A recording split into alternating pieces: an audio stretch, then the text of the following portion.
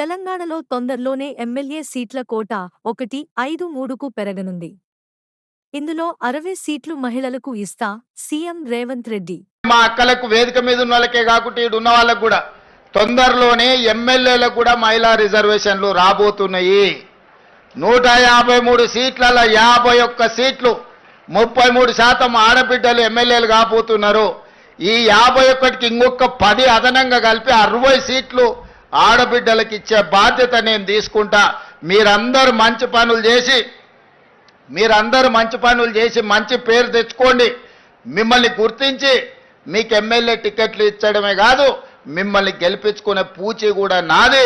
రాజ్యాన్ని నడపండి. ఇల్లు అద్భుతంగా నడిపినోళ్ళు రాజ్యాన్ని కూడా బాగా నడుపుతారు.